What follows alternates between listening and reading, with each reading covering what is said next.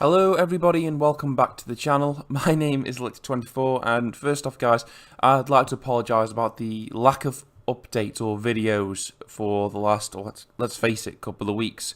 This channel is just a little side thing I'm trying to do because I obviously enjoy Warhammer 40k and I just thought I'd put my opinions out there on YouTube, but unfortunately I do have other stuff going on outside in the peripherals as well. The vet spills, all sorts of things have cascaded one into another, and this is kind of like dropped off the wayside, which I apologise for, but sadly it's just one of those things. From time to time I might just have a little bit of an absence because things do tend to go on in life, but I'm sure you guys can appreciate that, but I thought I'd just apologise for it anyway because, well, it just sort of seemed to stop for a bit, but I'm back.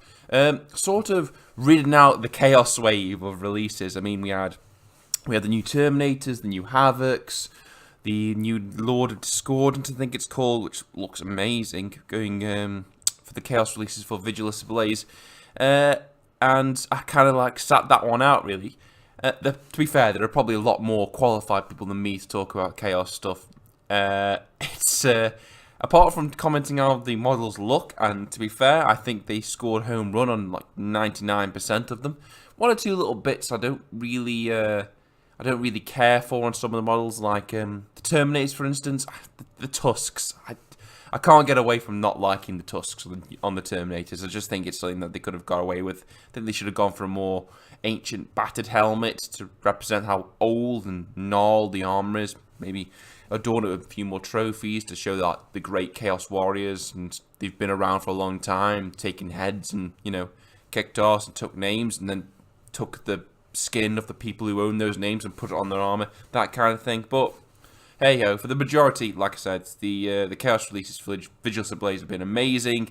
Abaddon the Spoiler is top draw, best Chaos model, come at me, and that's it. I will say though, with Vigilus Ablaze, I am slightly disappointed with the way they finally conducted this, because I thought Vigilus Ablaze would eventually finish off. They'd have the start of Vigilus Defiant, which shows all the minor factions, not including the Imperium, because the Imperium is not a minor faction in my opinion. The minor factions, sort of, well, in the grand scheme of things, like the Orcs, the G-Stealer Cult, the Eldari, the Jakari, all milling around on Vigilus doing their own thing.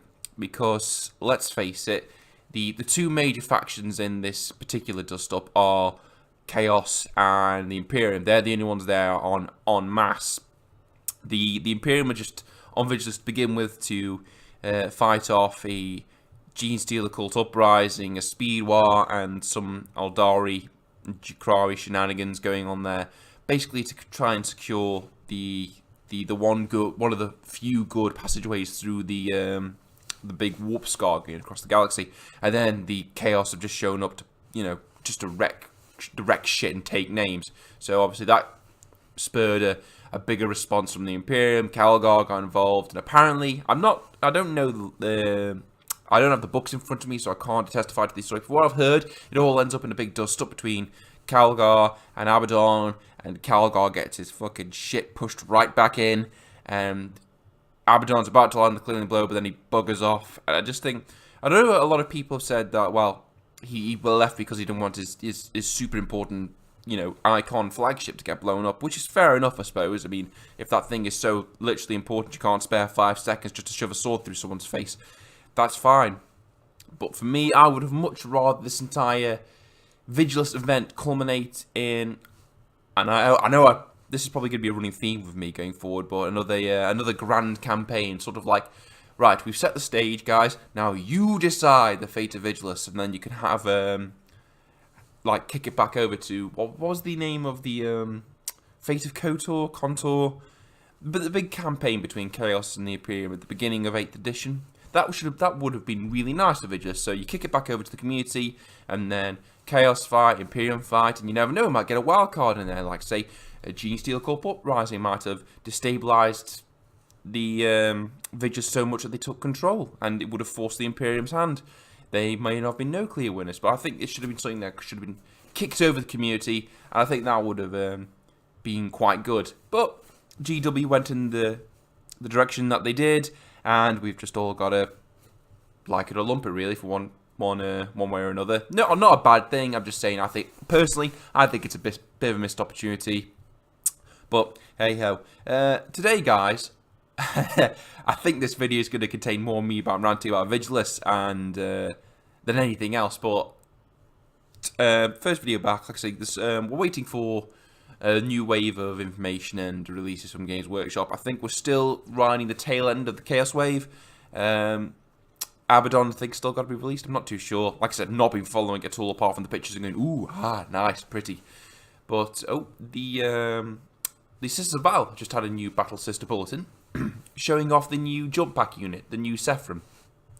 And I've been following the Sisters of Battle update quite keenly, because I think when the design team basically has the entire Sisters line kicked back their way and say, listen, we need you to redesign this entire line and for update the entire new army, I think they'll be giving like a huge array of toys to play with. And I'm quite interested to see what they come up with. And so we've had all the various iconography and the concept drawings for that so far in previous Sister updates.